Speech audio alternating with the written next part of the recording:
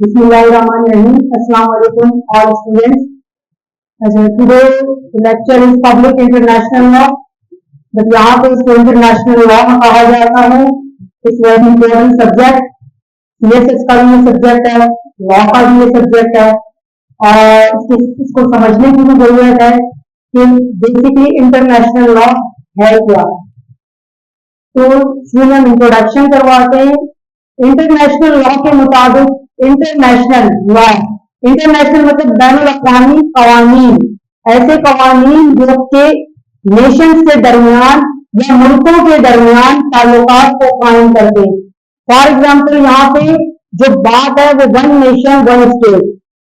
हम यहाँ पे अलग अलग नेशन कौमों के बारे में जब बात होती है तो पाकिस्तान में डिफरेंट कौम्स हैं, लेकिन हम उस बात पे नहीं जाएंगे. यहाँ पे जो इंटरनेशनल लॉ है वो ये कहता है कि one nation one state only. तो one nation one state, states को आपस में जोड़ने के लिए जाहिर इकोनॉमिकल मामला होते हैं, ट्रेड के मामला होते हैं, जंगें होती है, टेरिटोरियल बाउंड्रीज होती हैं, वाटर की बाउंड्रीज होती है, सी की बाउंड्रीज होती है. इन तमाम चीजों को एक साथ जोड़ने के लिए ये इंटरनेशनल लॉ बनाया गया था. और इससे पहले जो इंटरनेशनल लॉ नहीं था तब क्या कवानीन थे और इंटरनेशनल लॉ की हिस्ट्री क्या है, उसके नेचर क्या है, इनका थोड़ा थोड़ा हम लेंगे. बेसिकली अगर डेफिनेशन को देखा जाए इंटरनेशनल लॉ की तो इसके बारे में अक्सर ये कहा जाता है कि it is a set of customary and convention rules binding upon civilised nation in their relation with each other. Main इसका टॉपिक क्या है कि ये कस्टमरी और कन्वेंशन लॉ है जो कि सिविलाइज्ड कौमों के सिविलाइज्ड नेशन भी क्या करता है, उनको बाइंड करता है. किस चीज के लिए बाइंड करता है, इकोनॉमिकल के लिए या जंगबंदी के लिए या डिफरेंट तरीके हमारे पास आते हैं. उन तमाम चीजों के लिए ये क्या करता है, सिविलाइज करता है तमाम नेशन को बाइंडिंग के लिए. अब डिफरेंट लोगों ने इनकी डिफरेंट थ्योरी की है. कुछ कहते हैं जो पॉजिटिव लॉ स्कूल वाले हैं वो कहते हैं कि international law is a law, but जो सेकेंड टाइम हम देखते हैं वो कहते हैं कि international law is not a law. ये दो थ्योरीज हमारे सामने आती है. अब हम अगर इनको डिफाइन करते हैं तो बेसिकली हम कहते हैं कि जो हिस्टोरिकल लॉ वाले हैं वो कहते हैं कि international law is not a law, वो लॉ नहीं है. और इसी तरह से जो पॉलिटिक्स एनालिटिकल वाले हैं वो कहते हैं कि international analytical school of law वाले हैं वो कहते हैं कि international law is not a law. And historical वाले जो हैं वो कहते हैं कि international law is a law. अब ये कैसे लॉ है? तो सबसे पहले जो एनालिटिकल स्कूल वाले पॉजिटिव जिनकी थ्योरी है वो कहते हैं कि उनमें सबसे पहले जो सबसे बड़ी थ्योरी है वो है ऑस्टिन की थ्योरी, सबसे ज्यादा मशहूर थ्योरी है. इसमें वो कहते हैं कि लॉ जो है वो किस तरह से आप उसको लॉ बनाएंगे. एक लॉ जो होता है उसके लिए किस चीज की जरूरत होती है. तो उन्होंने डिफाइन किया है कि law is a command of sovereign and by essentials. Law is a command sovereign and essentials मतलब लॉ उस वक्त लॉ होता है कानून जब उसमें क्या क्या चीजें होती है, सॉवरन होती है, कमांड होती है, एसेंशियल होती है, तब जाके वो लॉ बनता है. अब वो कहते हैं कि इंटरनेशनल लॉ में ना सॉवरन है ना एसेंशियल्स है और ना ही उसके अंदर कोई कमांड है. तो अगर हम बेसिकली थ्योरी को लेकर चले it is a bad theory, क्योंकि हम देखें अगर इंटरनेशनल लॉ हम देखते हैं तो हमें वाकई में कमांड नजर नहीं आती. क्यों नजर नहीं आती? क्योंकि अगर वहां पे कोई फैसले होते हैं बेसिकली उनको इम्प्लीमेंट नहीं करवाया जाता, क्योंकि इंटरनेशनल कोई फोर्स नहीं है जिससे इम्प्लीमेंटेशन करवाई जाए. एंड द सेकंड इज वो कहते हैं सॉवरन नहीं है. जाहिर बात है इंटरनेशनल जो कानून है उसको सॉवरन नहीं है. जब सॉवरन नहीं है, जब ताकत नहीं है आपके पास तो आप उसको कैसे इम्प्लीमेंटेशन करवाएंगे. एंड द थर्ड वो कहते हैं सेंशंस नहीं है. तो सेंशंस नहीं है तो सेंशन का मतलब पाबंदियां नहीं है, आप किसी को बाउंड नहीं कर सकते कि आपको ये काम करना है. आजकल हम अपने इर्द गिर्द के सिनारियों में अगर देखते हैं तो डिफरेंट इश्यूज ऐसे रेज हो रहे हैं जिससे इंटरनेशनल लॉ जो है वो उस तरह अपना काम नहीं कर रहा. तो इट मीन्स कि जो ऑस्टिन की थ्योरी है वो बिल्कुल परफेक्ट है. इससे बेसिक अगर हम इसमें दो चीजें और आती है तो municipal law and international law. Basic municipal law जो होते हैं वो हमारे इंटरनल कवानीन होते हैं, स्टेट के अपने कवानीन जो होते हैं जो बनाते हैं लॉ. फॉर एग्जाम्पल हमारे अपने पीपीसी हो गया, सीआरपी, सीपीसी जो कि एप्लीकेबल होते हैं स्टेट के अंदर. एंड इसके वजह से अगर हम देखते हैं कि इंटरनेशनल लॉ वो स्टेट्स के दरमियान होता है. अगर इन केस हम म्युनिसिपल लॉ की वजह से लॉ पर भी लग रहा है तो हमारे पास हमारे पास समान भी है एंड हमारे पास सॉवरेन भी है। बट अगर हम देखें इंटरनेशनल लॉ में जहाँ पे वायलेशन हो रही है उसमें ना हमारे पास सॉवरेन है ना हमारे पास जो है वो समान है और ना पेंशन है। इट मीन्स के जो ऑप्शन की थ्योरी है it is a good theory. वो कहते हैं कि एक law is a command of sovereign and by pension. It means कि पेंशन एक लॉ के लिए पेंशन का होना जरूरी है, कमांड का होना जरूरी है एंड सॉवरेन का होना जरूरी है। एंड द सेकंड जो हिस्टोरिकल वाले हैं जो कि कहते हैं international law is a law, वो ये नहीं कहते कि सिर्फ लॉ है बल्कि वो कहते हैं कि it is a superior law. International law is a superior law क्योंकि वो सुपीरियर अथॉरिटी है। अब किस तरह से सुपीरियर अथॉरिटी है बेसिक वो चलती है कस्टम पे डिपेंड करती है। और हमारा इंटरनेशनल लॉ भी हमने पहले पढ़ा था कि it is a set of the customs and convention. वो कन्वेंशन और कस्टम्स का सेट है जो कि आपस में एक दूसरे को मिलाता है और जोड़ता है। और कस्टम्स मीन्स क्या है, जो bye practice common practice of the people, people की अपनी जो कॉमन प्रैक्टिस होती है इट्स कॉल्ड कस्टम्स। उस जमाने में आज से अगर हम पहले देखेंगे हिस्ट्री को देखेंगे इंटरनेशनल लॉ की तो हर चीज डिपेंड करती थी कस्टम पे। जो डिप्लोमेटिक हमारे पर्सन थे वो एक दूसरे से मिलते थे, जो ट्रीटीज होती थी या के सेटलमेंट होती थी ट्रेड के मामला थे वो तमाम के तमाम कस्टम पे डिपेंड करते थे। क्योंकि यहाँ के लोग अगर दूसरी कंट्री में जाते थे तो उनके कस्टम को फॉलो करते थे, वहां के लोग यहाँ आते थे। तो इट मीन्स के उनका कहना ये है जो हिस्टोरिकल वाले हैं वो कहते हैं कि इंटरनेशनल लॉ सिर्फ लॉ नहीं है बल्कि इसके पास सॉवरेन भी है, कमांड भी है और इसके पास सेंट्रल भी है। किस तरह से वो कहते हैं कि सुपीरियर इस तरह से है कि आपका यूएनओ का इदारा जो कि मौजूदा के तमाम मामला को देखता है और तमाम मामला पे अपने फैसले देता है और उनके तमाम स्टेट बाइडेफिनेट फैसलों पर अमल करे। इट मीन्स कि उसके पास सॉवरेन का राइट है। And the second is central. अगर सेंट्रल नहीं होते तो फिर हम एक स्टेट दूसरे स्टेट पे फौरन अटैक करता उनको नुकसान पहुंचाता। तो पाबंदियां तो हैं। तो अगर हिस्टोरिकल वाले कहते हैं कि international law is a law, हाँ कुछ कमी है, हम कहते हैं कि वीक लॉ हो सकता है बट ये नहीं कह सकते कि international law is not a law. कानून तो है बट कुछ वीकनेस है क्योंकि अगर कोई फैसले आते हैं फैब्रिकेटेड फैसले रहते हैं प्रॉब्लम होती है उनके लिए तो एक्टिव है। बट जो रियल ट्रू ऐसी चीजें हमारे सामने आती है जिनके लिए हम इंटरनेशनल लॉ जो है वो एक्टिव नजर नहीं आता। तो इसीलिए हम इसको दो तरह के लेते हैं। तो अब इसके मेन सोर्सेज में हम देखें, मेन सोर्सेज इसमें सबसे पहले customs and the second is convention and the third is treaties. ये तीन इसके मेन सोर्सेज है। नंबर वन है कस्टम्स। कस्टम्स को हमें पता है कि जो उस दौर से चले आ रहे वो कस्टम्स जो कि पुराने कस्टम्स है, ये नहीं कि आज किसी कौम का कस्टम उठा के उसका पार्ट बना लिया, बल्कि वो कस्टम जिसपे सब एग्री करते हैं वो कस्टम को जैसे सफीर भेजना, डिप्लोमेटिक पर्सन को भेजना, किसी मामला में सेटलमेंट करवाना, पीसफुल सेटलमेंट का मामला अगर दो स्टेट के दरमियान अगर दोनों लड़ रहे होते हैं तो उसमें मेडिएशन होती है, उसमें नेगोशिएशन होती है। ये तमाम मामला को जोड़ने के लिए कस्टम का तरीका अपनाया जाता है। इसका अगर कोई अलग से इश्यू क्रिएट होता है तो उसके लिए डिफरेंट कन्वेंशन की जाती है ताकि उस इश्यू को रिजॉल्व किया जा सके या इसको खत्म किया जा सके। तो कन्वेंशन में जब रेजोल्यूशन पास होती है तो उनको पास बनाया जाता है इंटरनेशनल लॉ का। वो सिर्फ एक रेजोल्यूशन नहीं रहती, जहां पे अगर हम कोई चीज बनाते हैं इदारा या अथॉरिटी को रेजोल्यूशन पास करती है उसमें एक रेजोल्यूशन रहती है। बट इंटरनेशनल लॉ में अगर कोई रेजोल्यूशन पास होती है तमाम कंट्रीज जब उसमें पार्टिसिपेट करती हैं, इसमें एक इंपॉर्टेंट चीज यहाँ पे डिस्कस करूंगा टॉपिक नहीं है लॉ ऑफ सी पे। सी के जो लॉ बनाए गए थे तो डिफरेंट टाइप से कभी उनको जो एडमिट किया गया था कभी उनको डिफरेंट कंट्रीज ने रिजेक्ट किया था। 77 कंट्रीज ने उसको अडॉप्ट भी किया था, एक्सेप्ट भी किया था, बट कुछ कंट्रीज ने उसको रिजेक्ट किया था। लेकिन उसके बावजूद भी 1982 में आकर वो कंफर्म हो गया कि लॉ ऑफ सी के जो कवानीन है उसे बनाया गया ताकि जो सी के ऊपर डिफरेंट तरीके से ये लोगों का क्योंकि वहां पे टेरिटोरियल बहुत क्लियर नहीं था, टेरिटोरियल क्लियर नहीं था, कॉन्टिनेंटल शेल्फ पे लड़ाइयां होनी थी। इसके अलावा हम देखें कि जो कोस्टल एरिया का वो क्लियर नहीं था, बॉर्डर लाइन क्लियर नहीं थी। तो सी की इन तमाम चीजों के लिए जरूरी था कि ये लॉ बनाया जाए। तो ये लॉ किसने किए क्योंकि सी किसी एक का नहीं है, वर्ल्ड का है। तो लाजमी बात है कि इससे तमाम कंट्रीज ने मिलकर क्या किया कि अपनी राय दी और राय देने के बाद जो रेजोल्यूशन पास हुई उसके बाद उसको लॉ का पार्ट बनाया जाए। वो आज भी अगर हम सी के लॉज को देखते हैं तो उसमें हमें डिफरेंट चीजें नजर आती है कि कॉन्टिनेंटल शेल्फ कहाँ पर है, या इसके अलावा हम देखते हैं कोस्टल एरिया कौन सा है, टेरिटोरियल वाटर आपका कौन सा है, कस्टम एरिया कौन सा है, और इसके बाद डीप सी कौन सा है। तो ये डिफरेंट चीजें जो हमें पता चलती है। इसके अलावा हम देखते हैं कि टेरिटोरियल सॉवरेन, अब टेरिटोरियल सॉवरेन मीन्स के लैंड के जो कवानीन है, टेरिटोरियल की जितनी जमीन आपके पास है तब जाके आपकी सॉवरेन कायम रहेगी, अदरवाइज आप सॉवरेन कायम नहीं कर सकते।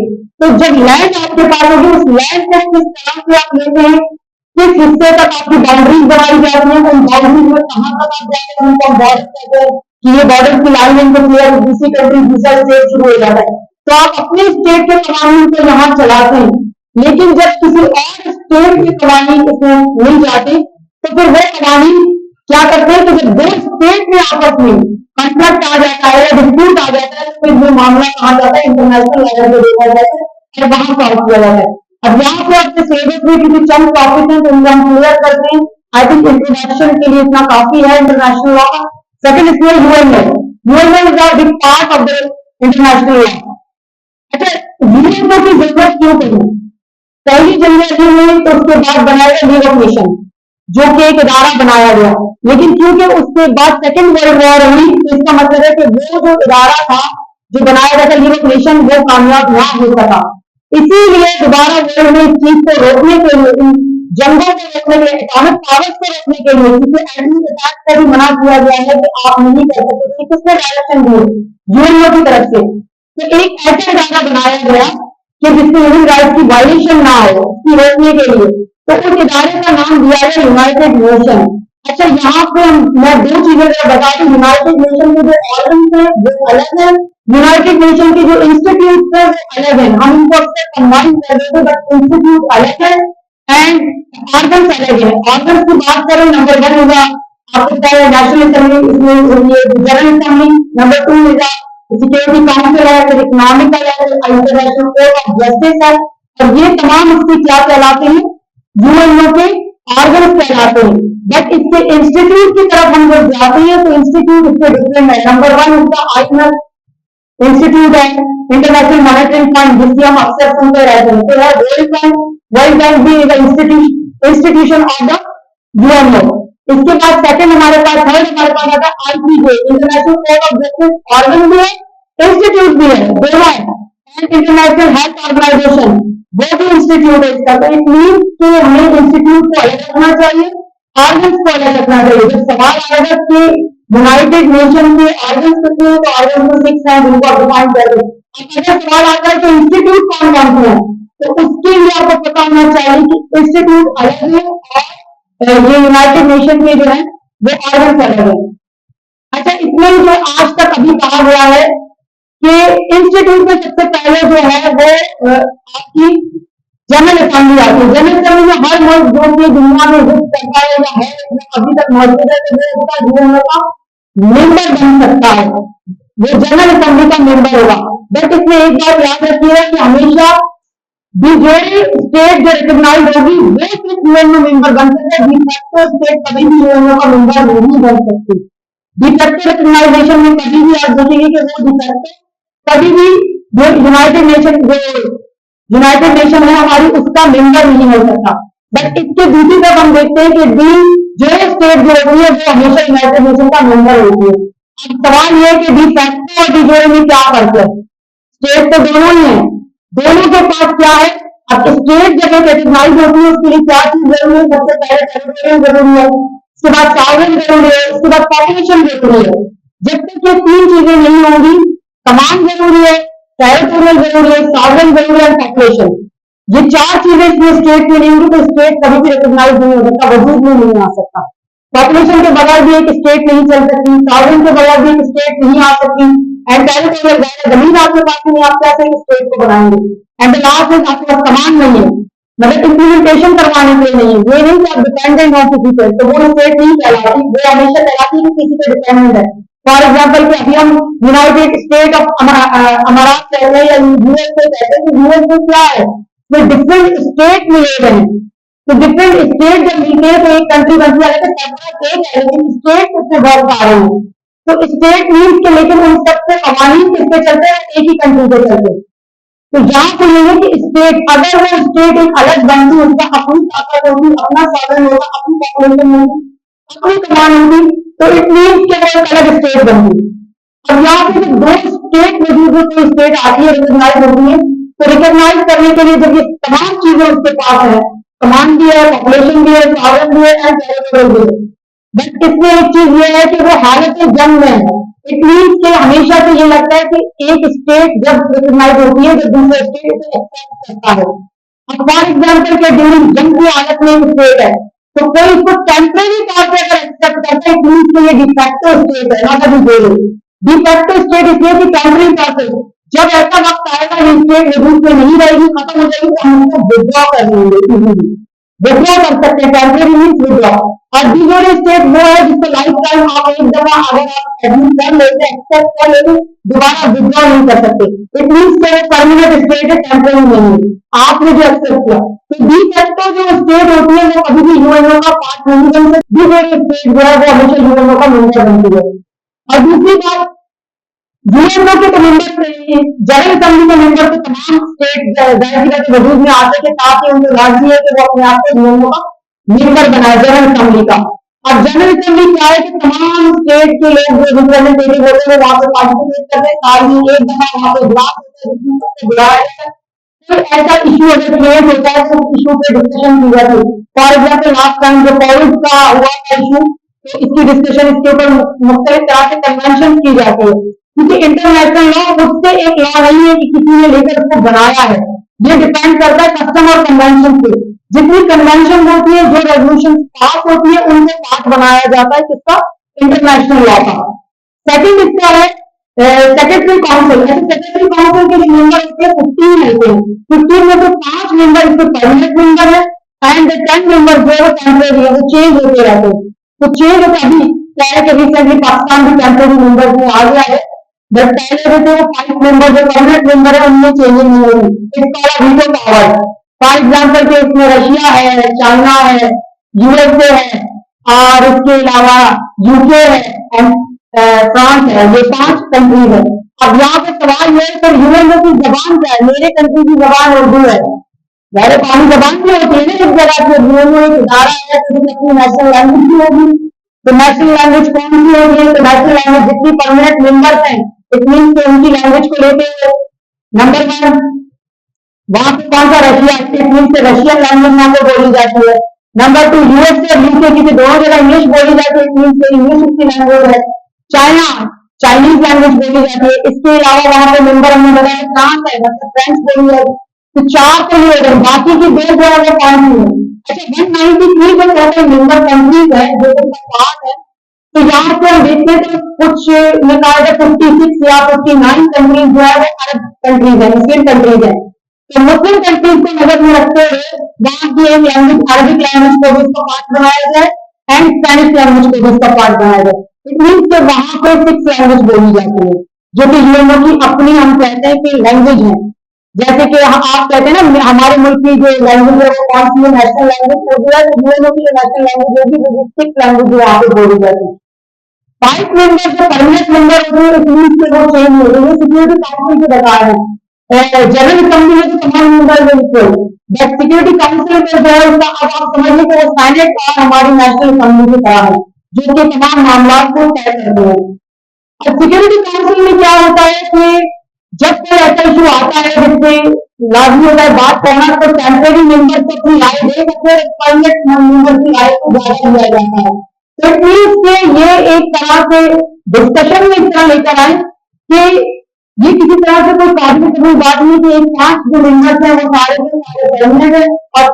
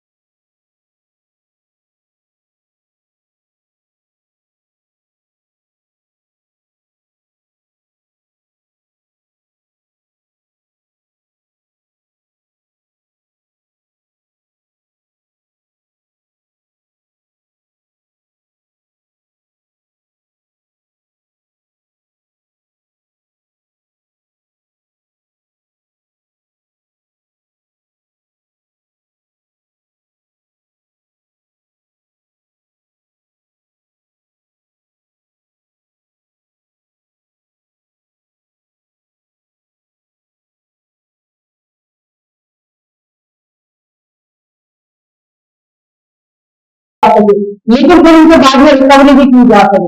और इंटरनेशनल हेल्थ ऑर्गेनाइजेशन ये एक इंस्टीट्यूट है यूएनओ का, वो क्या करता है कि जो हेल्थ के मामला होते हैं, ऐसा कोई इश्यू आ जाता है जिससे पूरा वर्ल्ड मुतासर होता है। हम सिर्फ ये भी कहेंगे कि पाकिस्तान अगर मुतासर है तो उसके लिए इंटरनेशनल हेल्थ ऑर्गेनाइजेशन से आप ये करें। लेकिन दुनिया में अगर कोई ऐसा वायरल आ गया है जिसकी वजह से पूरा वर्ल्ड जो इफेक्टेड है, तब ये ऑर्गेनाइजेशन जो है वो एक्टिव होती है और क्या करती है, अपनी तरफ से जो रेजोल्यूशन पास करती है, जो समझती है कि इसको रोकने के लिए जरूरी है, तब इसको एक्टिव करना पड़ता है। ये वहां पे जो कवानीन बनाए जाते हैं इंटरनेशनल वर्ल्ड ऑर्गेनाइजेशन की, वो सब पर लाजमी होते हैं कि सब उनको फॉलो करें। जैसे कि लास्ट टाइम कोविड के टाइम पे ये सब मास्क लगाएंगे और सैनिटाइजर यूज करेंगे, तो ये सबके लिए जो कवानीन हर मुल्क में इनको फॉलो किया जाए। तो इट मीन कि ये वो इंस्टीट्यूशन है जो कि बेसिकली एक चीज पे डिपेंड नहीं करते, जो डिफरेंट चीजों में डिपेंड करते हैं। तमाम कंट्रीज का अगर इश्यू होगा तो सब पे डिपेंड करे, किसी एक के लिए बात नहीं होती, वहां पे तमाम के लिए। अब सवाल यहाँ पे ये पैदा होता है कि जो ट्रू इश्यूज है, क्या उन पर इंटरनेशनल लॉ इस तरह एक्टिव है, हम क्यों कहते हैं कि वो कमजोर कानून है?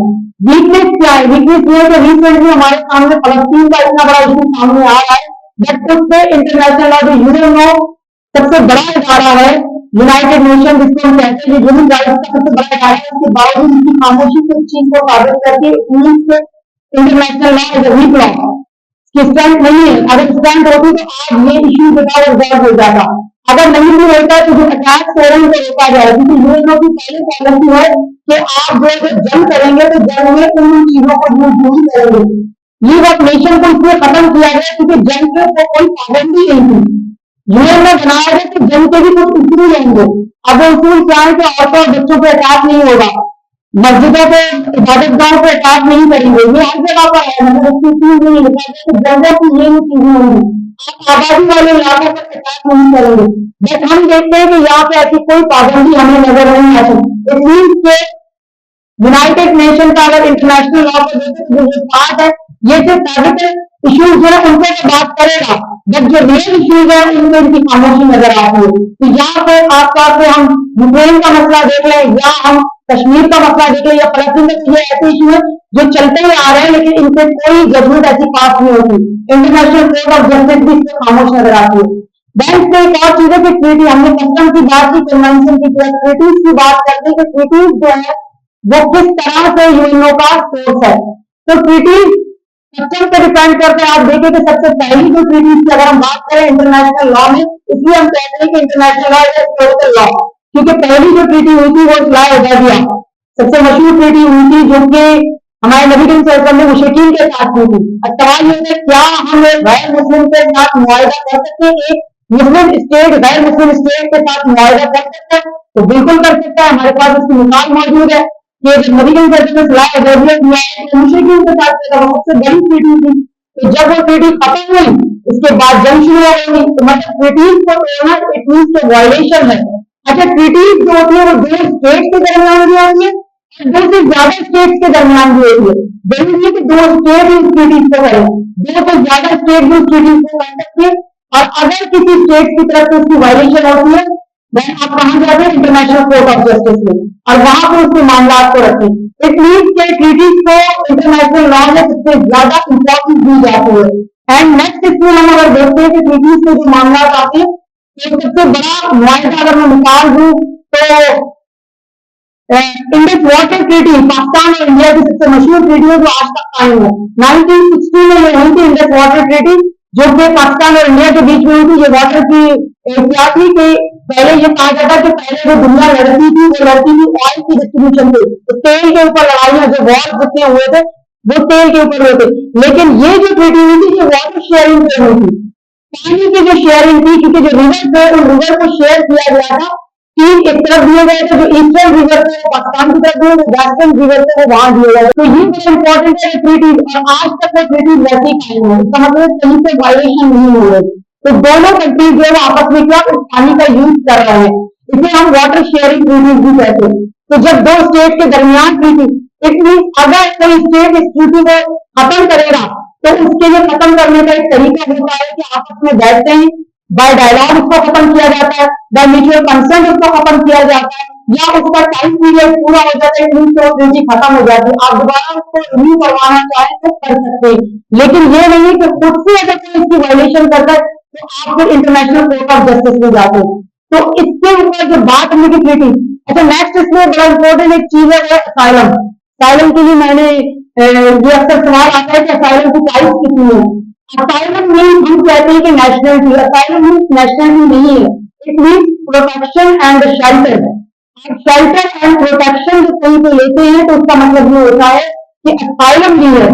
तो कोई कंट्री में जब आप असाइलम लेते हैं तो इट मीन्स कि आप उनसे अपील कर रहे हैं कि हमें प्रोटेक्शन दी जाए, हमें शेल्टर दी जाए। ये दो तरह से होती है, पॉलिटिकल भी हो सकती है, जनोपति भी हो सकती है, किसी भी इश्यूज पे ऐसे आप क्लेम करते हैं। और यूनाइटेड नेशन में असाइलम का जो उसूल है कि अगर कोई भी असाइलम फाइल करता है तो आप एट ए टाइम उसको रिजेक्ट नहीं कर सकते, आपको उस टाइम के लिए तो उसको देना है, बाद में आप उसकी इन्वेस्टिगेशन कर सकते हैं कि ये ठीक बोल रहा है या नहीं, बट एट ए टाइम जब वो आपसे रिसर्च करता है या एप्लीकेशन करता है या आपकी कंट्री में आ जाता है तो आप उसको फौरन रिजेक्ट नहीं कर सकते। ये असाइलम के कानून है जो कि यूएनओ में है। असाइलम टू टाइप के होते हैं, एक होता है extra territorial and the next is territorial asylum. Extra territorial means के उस सरजमीन से हट के, अब फॉर एग्जाम्पल के पाकिस्तान में जो यूएसए की एम्बेसी है, इट मीन्स कि वो पार्ट जो है यूएसए का है। अगर आप वहां जाके असाइलम लेते हैं तो इसका मतलब आपने यूएसए में जाके असाइलम लिया है। ये कह रहा था एक्स्ट्रा टेरिटोरियल असाइलम। और टेरिटोरियल असाइलम ये कि उस स्टेट में जाकर अगर आप लेते हैं, यहाँ से यूएसए में जाकर वहां असाइलम फाइल करते, इट मीन्स टेरिटोरियल असाइलम। वहां जाके चाहे आप यहाँ फाइल करें या वहां फाइल करें, सेम चीजें हैं, कोई इसमें बात नहीं है कि यहाँ करेंगे तो नहीं होगा वहां करें, लेकिन कानून इसीलिए असाइलम का नहीं है कि एट अ टाइम आप उसको रिजेक्ट नहीं करेंगे, आफ्टर इन्वेस्टिगेशन इंक्वायरी पूरा आप रिजेक्ट कर सकते हैं कि उसको दी जाए या नहीं दी। It means asylum means shelter है और इसका मतलब है प्रोटेक्शन प्रोवाइड करना। लास्ट इसमें यह है कि इसके ऊपर मैंने वो केस डिस्कस किया था, बड़ा एक्स्ट्रा टेरिटोरियल असाइलम, तो कोलंबिया वर्सेस पेरू केस बड़ा मशहूर केस है इसका, तो लिखिएगा आप या देखिए, देख लीजिएगा, पढ़ लीजिएगा कि इसमें भी उन्होंने एक्स्ट्रा टेरिटोरियल असाइलम फाइल किया था जो कि मिलिट्री रिबेलियन थे। तो उनकी असाइलम उस वक्त कोलंबिया में रिजेक्ट नहीं की थी, बट उसके against international court of justice में गए थे कि क्योंकि ये हमारे पास मिलिट्री रिबेलियन है कि आप उसको असाइलम नहीं दे सकते, तो उसने मर्डर कर चुका है।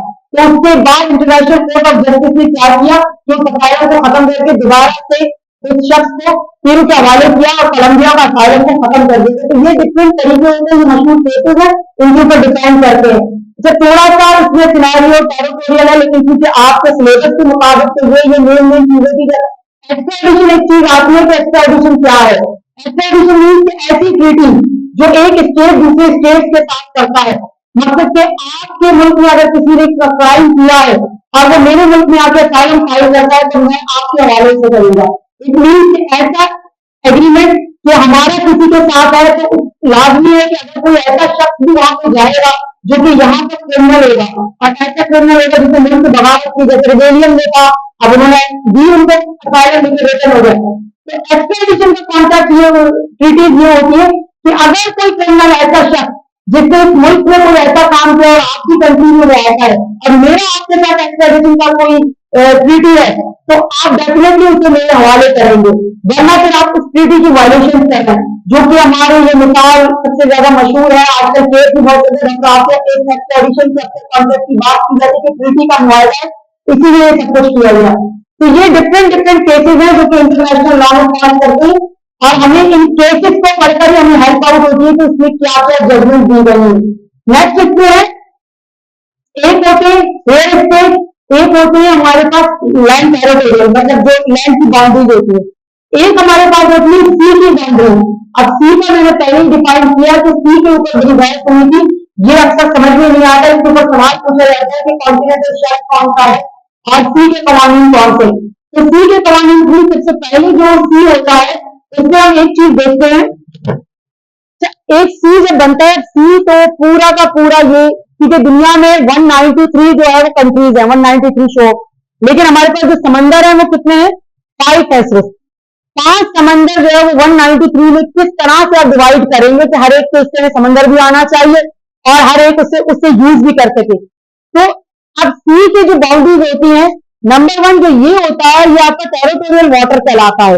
मतलब यहाँ तक आपकी माइग्रेट जा सकते हैं, फिशिंग कर सकते हैं, ये तमाम चीजें तो टेरिटोरियल वाटर में आती है, जो कोस्टल एरिया आपका कहलाता है। नेक्स्ट इसके बाद जो आता है, जिसको कस्टम एरिया कहते हैं, वो कस्टम एरिया होता है। कस्टम में जो कस्टम की इंपोर्ट एक्सपोर्ट होती है, जो बाहर से आते, वो कस्टम एरिया कहलाता है। कि ये हदूद कस्टम के लिए होते हैं, जो इंपोर्ट एक्सपोर्ट किया, क्योंकि यहाँ से आपके अपने लोग भी उस कस्टम को क्रॉस नहीं कर सकते विदाउट परमिशन। और यहाँ पे हमारे कस्टम की जो फोर्सेज होती है वो खड़ी थी। इसके बाद वाला जो लाइन आती है वो आपकी कहलाती है रेड जोन की लाइन। रेड जोन जो होती है, जो बॉर्डर लाइन कहलाती है, जिसको मैंने बताया कि सबसे पहले इसके ऊपर 3-4 कन्वेंशन हो चुकी थी, लेकिन उन कन्वेंशन को बार बार रिजेक्ट किया गया था। वो रिजेक्ट के इश्यू क्या थे, कि क्यों रिजेक्ट किया गया था, उसके ऊपर डिफरेंट कंट्रीज में डिफरेंट व्यू दिए थे। अब जो ये रेड जोन की लाइन है, रेड जोन के बाद जो एरिया कहलाता है, वो कहलाता है आपका deep sea. Deep sea means के वहां पे जो गहरा समंदर होता है, ये डीप सी होता है, ये हाई सी होता है, वो किसी के हिस्से में नहीं आता, उसे हर कोई यूज कर सकता है। तो ये समुद्री जो लॉज जो बनाए गए थे इंटरनेशनल लॉ में, वो इसलिए बनाए गए थे कि हर कोई जब यहाँ डीप सी में जाता था तो उसको अपना पार्ट समझता था। तो इस चीज को खत्म करने के लिए वो जो कन्वेंशन में जो रेजोल्यूशन पास की गई, उसका एक पार्ट ये लिखा गया कि जो डीप सी होगा, डीप सी को हर कोई यूज करेगा, जो मिनरल्स इसमें निकलेंगे, जो मटेरियल इसमें से आएगा, जो इसमें से आपको चीजें मिलेंगी, किसी को भी फिश मिलेंगी या कोई भी ऐसी चीज जिस कंट्री को मिलेगी वो उसी की कहलाएगी। आप उस पर किसी और कंट्री ये नहीं कह सकती कि ये मेरा पार्ट है। पहले ये होता था कि हर कंट्री अपने टेरिटोरियल वाटर के टेरिटोरियल हिस्से को बढ़ाने के लिए क्या करती थी, कि आगे तक बॉर्डर लाइन को ले जाती थी, लेकिन अब वहां पे बाउंड्रीज करके इसको रोक दिया गया। अच्छा, अब सवाल यह कि जो डीप सी में अगर कोई ऐसा प्रॉब्लम क्रिएट होती है, फॉर एग्जाम्पल कि कोई दो शिप्स आपस में अगर टकराती हैं, या दो कोई ऐसी इश्यूज हो जाते हैं जहां पे कानून की वायलेशन होती है, तब इनको पनिशमेंट कौन देगा और तब क्या देखा जाए, क्योंकि ये इसका तो किसी का नहीं है और सबका है। तो यहाँ के रूल्स ये बनाए गए हैं, इसके ऊपर वो ऐसे स्लॉटस केस हमने इसलिए बताया था। डीप सी के हमेशा रूल्स है कि जब भी कोई शिप किसी भी कंट्री की डीप सी को क्रॉस करेगी, डीप सी तक जाएगी, तो उसको अपना फ्लैग लगाना जरूरी है। फ्लैग से ये पता चलेगा कि ये जो एरिया है ये इसी का है। और इसके बाद अगर वहां पे आपस में कोई क्राइम होता है आपस में, या कोई ऐसी चीज होती है, तो ये चीज देखी जाएगी कि किसकी तरफ से हुआ, वायलेशन किसने की है। ऐसे स्लॉटस केस में फ्रांस वर्सेस तुर्की के जो शिप थे वो आपस में टकराए थे इसी डीप सी पे, जिसकी वजह से क्या हुआ था कि जो दोनों शिप्स में से जो तुर्किश शिप था, उसके 8 जो लोग थे वो उसमें ऑन द स्पॉट उनकी डेथ हो गई थी। अब क्योंकि ये डीप सी करीब था किसके, तुर्की के, तो तुर्किश कवानीन ने क्या किया कि दोनों को अरेस्ट करके दोनों को पनिश किया। जब दोनों को पनिश किया तो जो फ्रांस का जो कैप्टन था, उन्होंने अपने व्यूज अपने आर्ग्यू में ये कहा कि आपको तो राइट ही नहीं है कि आप मुझे पनिश करें, क्योंकि मैंने जो ये इंसिडेंट हुआ है ये डीप सी में हुआ है, इसको डिसाइड या तो मेरी कंट्री करेगी या फिर इंटरनेशनल कोर्ट ऑफ जस्टिस करेगा। तो इस व्यूज को देखते हुए इनका केस कहां लेके गए थे, इंटरनेशनल कोर्ट ऑफ जस्टिस में। और इंटरनेशनल कोर्ट ऑफ जस्टिस ने इस केस में यही व्यू दिए थे कि डीप सी में अगर कोई हादसा होगा तो हर कंट्री अपने लोगों को खुद ही पनिश करेगी। मकसद अगर फ्रांस का शिप है, उसके ऊपर फ्लैग इस बात की निशानदेही करेगा कि वो फ्रांस के टेरिटोरियल में आ गया, और अगर तुर्की का था तो तुर्की अपने वाले को। इंटरनेशनल कोर्ट ने इसी बात को रखा और उसको क्या किया कि उसके ट्रायल के लिए इसकी अपनी कंट्री में भी कहा वेल गुड, वो करेगी या इंटरनेशनल कोर्ट ऑफ जस्टिस करेगी। इट मीन्स के डीप सी के जो कवानीन है वो सबके लिए होते हैं, लेकिन वहां पे अगर कोई ऐसी वायलेशन होती है तो लाजमी बात है वो डिपेंड किस पे करेगी, जो वहां पे गया है उसी पर वो डिपेंड करे, वही कंट्री लाजमी है तो इसको पनिश करे। तो ये रेजोल्यूशन कब पास की गई थी? अच्छा, इसके ऊपर डिफरेंट तरीके से रेजोल्यूशन पास हुई थी, क्योंकि वहां से जो मिनरल्स और मटेरियल निकलता था उसके ऊपर अक्सर लोगों की लड़ाई होती थी कि डिफरेंट स्टेट्स ये कहते थे कि ये हमारा हिस्सा है, ये हमें दिया जाए, और ये हमारा हिस्सा हमें दिया जाए। इस चीज को क्लियर करने के लिए सी के जो लॉ बनाए गए थे उनमें इन तमाम चीजों को क्लियर किया गया, जिसमें नंबर 1 हम देखते हैं कि मैंने भी बताया कि टेरिटोरियल वाटर कहां पर है आपका, जहां पे फिशर जा सकते हैं। उसके बाद कस्टम लाइन कहां पर है, जिसका मैरीटाइम भी कहते हैं, कस्टम लाइन कहते हैं। एंड थर्ड रेड जोन कहां पर है, रेड जोन वो है जो आपकी बॉर्डर लाइन कहलाती है, तो उसको क्रॉस कोई भी नहीं कर सकता। तो हमारी फोर्सेज जो होती है अक्सर हम देखते हैं कि बॉर्डर लाइन जो रेड जोन का एरिया वहां पे खड़ी है। उसके बाद का जो पार्ट है वो हमेशा डीप सी या उसका हाई सी भी कहते हैं। दो स्टेट आपस में क्या कहते हैं, झगड़े दोनों के बीच में होते हैं। ये इंटरनेशनल लॉ में आए थे, जो तमाम के तमाम सब्जेक्ट आपके इंपॉर्टेंट है। किसी को कुछ सवाल है तो आप कर सकते हैं। क्लियर हो गया? कुछ पूछना है किसी को? Okay, thank you.